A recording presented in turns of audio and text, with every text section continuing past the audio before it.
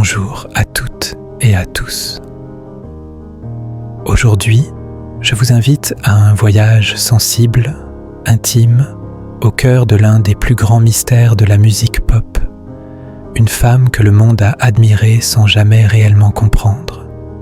Une voix céleste qui a bouleversé des millions de cœurs, puis s'est tue. Pourquoi ce silence ? Pourquoi ce retrait progressif et presque total de la scène médiatique ? Et surtout, qu'y avait-il derrière l'éclat doré de la légende ABBA ? Voici le récit bouleversant d'Agnetha Fältskog, gloire, amour brisé et solitude soigneusement cachée. Elle fut la muse insaisissable d'un groupe qui a redéfini la pop mondiale. Agnetha Fältskog, c'était bien plus qu'une voix, c'était une émotion brute, une mélancolie habillée de lumière, une fragilité que les projecteurs n'ont jamais pu dompter. Lorsque le rideau est tombé sur ABBA, elle n'a pas tenté de le relever. Elle a choisi le silence. Fatiguée, dira-t-elle plus tard. Fatiguée de tout, des voyages, des interviews, des flashs, et de cette mécanique de la célébrité qui broie ceux qu'elle a pourtant portés au sommet. Pendant des années, son silence a laissé place à toutes les spéculations. Était-ce le poids de la célébrité ? Une blessure psychologique ? Ou l'ombre d'un amour perdu qu'elle n'a jamais réussi à effacer ? En revenant, bien plus tard, sur le devant de la scène, Agnetha confirme ce que certains devinaient déjà.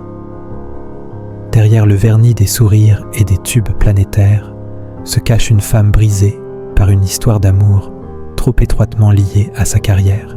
Son parcours est celui d'un génie précoce. Née en 1950 en Suède, elle écrit ses premières chansons dès l'adolescence et triomphe rapidement en solo.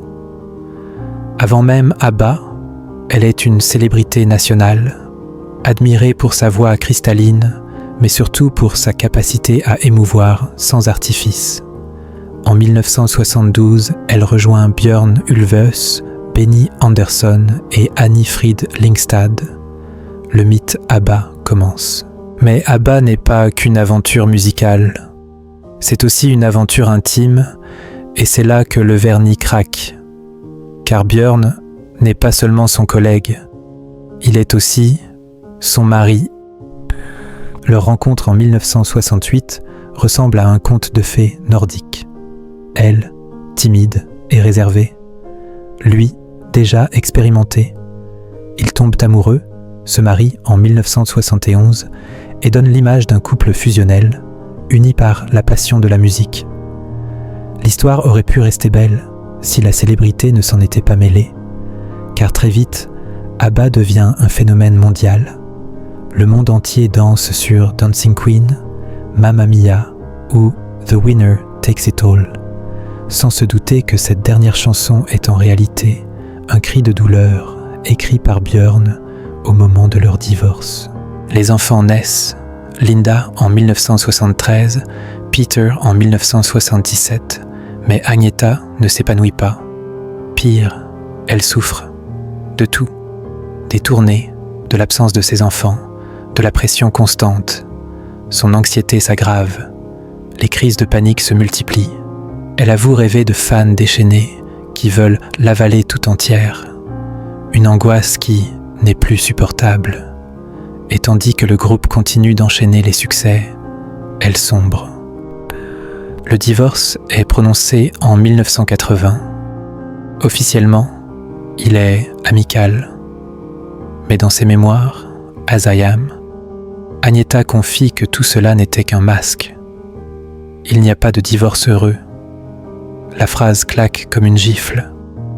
La blessure est d'autant plus vive que Björn tourne rapidement la page, s'affichant avec une nouvelle compagne à peine une semaine après la séparation. Une journaliste musicale qui ressemble étrangement à Agnetha. Il l'épousera. Ils auront 2 filles. Pendant ce temps, Agnetha, elle, reste seule. Elle continue à chanter, mais différemment, moins souvent, avec prudence, Elle explore des registres plus intimes. Wrap Your Arms Around Me, My Coloring Book, A. Les albums se font rares mais sincères, profonds. Chaque chanson est une confession murmurée. En parallèle, elle tente de reconstruire sa vie privée. En 1990, elle épouse en secret un chirurgien suédois, Thomas Sonnenfeld. 3 ans plus tard, le mariage prend fin dans l'indifférence médiatique. Agnetha se replie encore un peu plus. À partir des années 2000, elle se fait quasiment invisible. Elle refuse les interviews, fuit les tapis rouges, vit entre la campagne suédoise et une forme d'isolement choisi. Sa phobie des avions devient insurmontable. Elle ne supporte plus les espaces ouverts, les applaudissements bruyants, ni même les foules. Elle dit vouloir être comme Greta Garbo, mystérieuse, insaisissable.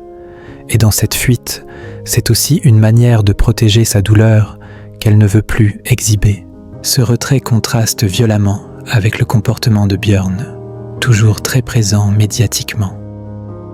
En 2022, à 67 ans, il fait la une des journaux avec une compagne de 30 ans, sa cadette. Pour les fans, le souvenir est cruel. Comme dans les années 80, Björn rebâtit sa vie rapidement, publiquement. Agnetha, elle, reste dans l'ombre. Sa blessure ne s'est jamais totalement refermée. Mais ce qui fascine dans l'histoire d'Agnetha Fältskog, c'est précisément cette contradiction entre la lumière et l'ombre. Elle incarne la gloire mondiale et la souffrance intime. Elle est cette voix que l'on reconnaît entre mille, mais aussi cette femme qu'on ne comprend qu'à moitié. Elle a chanté la joie, l'amour, la fête, tout en vivant la solitude, le doute, l'abandon.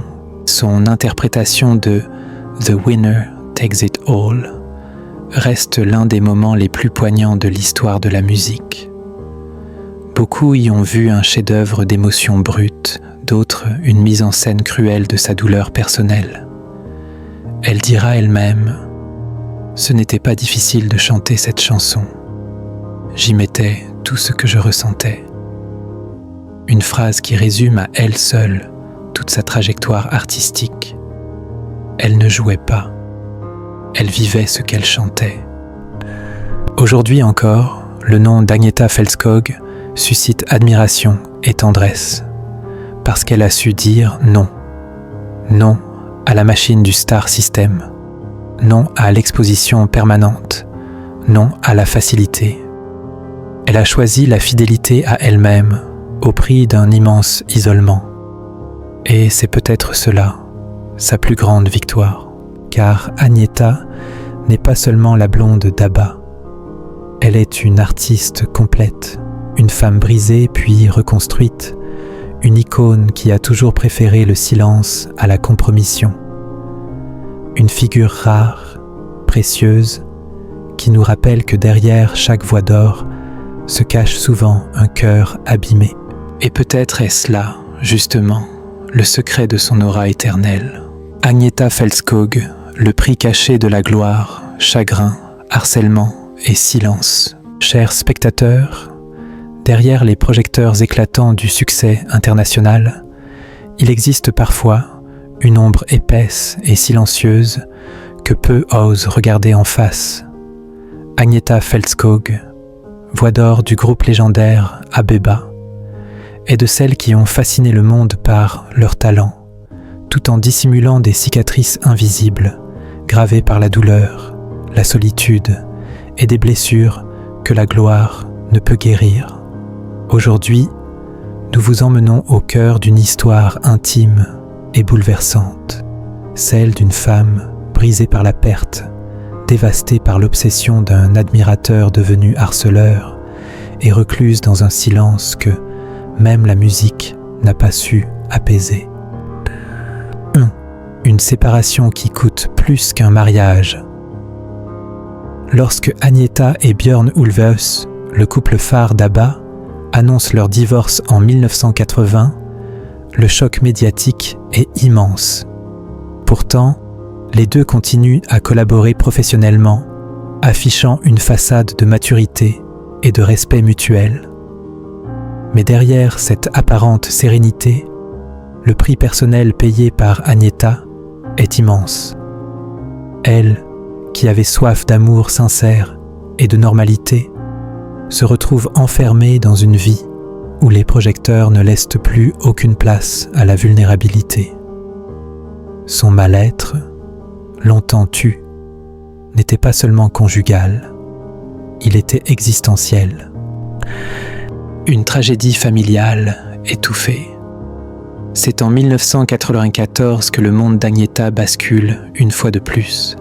Sa mère, Birgit, se suicide en se jetant de la fenêtre de leur appartement familial.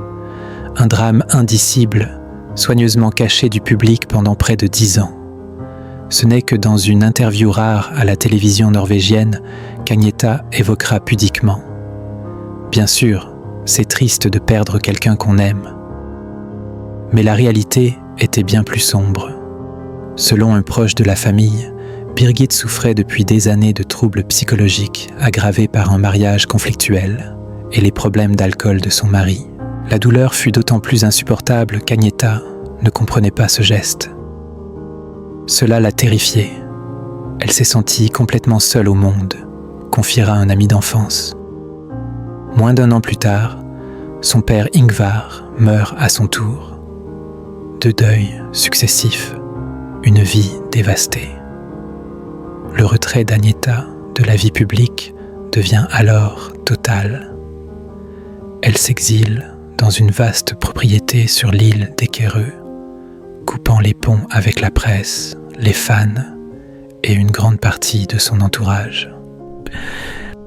L'étrange apparition d'un admirateur, mais c'est en marge de cette solitude recherchée qu'émerge un chapitre glaçant. En 1997, Agnetha entame une relation aussi incompréhensible que troublante. Une histoire d'amour avec son propre harceleur. Gert van der Graaf, néerlandais, est obsédé par la chanteuse depuis l'enfance. Dès ses 8 ans, il la découvre à la télévision lors de la victoire d'ABBA à l'Eurovision. Une admiration enfantine devient obsession. À l'adolescence, il apprend le suédois, lui envoie des lettres et, à 30 ans, contracte un prêt de 45 000 livres pour s'installer à 800 mètres de la maison d'Agnetha. Il se rapproche patiemment jusqu'à la rencontrer par hasard lors d'une promenade. Et contre toute attente, Agnetha répond à cette approche par une chaleur inattendue. Selon son biographe, cette ouverture n'est pas anodine. Elle était vulnérable, isolée et en quête de réconfort. Rapidement, la relation s'installe. Agnetha a 47 ans. Elle tente encore de reconstruire sa vie après les tempêtes. Gert devient une présence familière, mais aussi une menace voilée. Leur liaison dure 2 ans. Car de l'amour à la menace. Mais en 1999, Agnetha met fin à la relation. Pour elle, l'illusion devient oppressante. Pour Gert, la rupture n'existe pas. Il commence à la harceler, l'inonde de plus de 350 lettres, l'appelle chaque jour, apparaît devant ses fenêtres, la suit. Le rêve tourne au cauchemar. La police découvre chez lui un véritable autel à la gloire de la chanteuse. Photos, objets personnels, souvenirs compulsivement collectionnés. Il est expulsé vers les Pays-Bas en 2000, mais 3 ans plus tard, il revient. La justice suédoise le renvoie à nouveau. Agnetha, terrifiée, déclare à la police « J'ai peur pour ma vie et celle de mes enfants. Il ne m'a jamais frappé, mais je sens qu'il est incontrôlable. » Le psychiatre Friedrich Henn diagnostique chez Gert une érotomanie, un trouble délirant rare où une personne croit être aimée par une célébrité. Ces individus refusent le rejet et poursuivent leur obsession malgré les sanctions. une blessure qui ne guérit jamais. Aujourd'hui encore, des rumeurs prétendent que Gert chercherait toujours à revoir Agnetha. L'ombre de cette obsession pèse comme une menace persistante. Le documentaire Take a Chance lève un coin du voile sur cette histoire, posant une question dérangeante. Que devient une femme célèbre quand l'admiration vire à la persécution? L'histoire d'Agnetha Fältskog n'est pas seulement celle d'une idole brisée. C'est le portrait d'une femme qui a payé au prix fort son exposition médiatique, qui a vu sa fragilité exploitée et dont le silence est devenu un cri étouffé. Alors que les fans espéraient un retour triomphal, Agnetha a choisi l'exil intérieur. Elle vit aujourd'hui dans une paix précaire, grand-mère silencieuse sur une île boisée. Mais peut-on vraiment échapper à la mémoire, à la douleur, à l'amour tordu qu'on vous impose? À vous maintenant de réfléchir. Que pensez-vous de cette histoire? La célébrité est-elle une bénédiction ou un piège cruel? Agnetha reviendra-t-elle un jour sur le devant de la scène? Ou a-t-elle définitivement tourné la page? Dites-le nous en commentaire, laissez un like si cette histoire vous a touché et n'oubliez pas de vous abonner pour découvrir les destins oubliés derrière les sourires des légendes. Merci de nous avoir suivis dans ce voyage au cœur de l'âme d'une artiste hors norme. N'oubliez pas de liker, commenter et vous abonner pour d'autres portraits profonds de celles et ceux qui ont marqué notre histoire.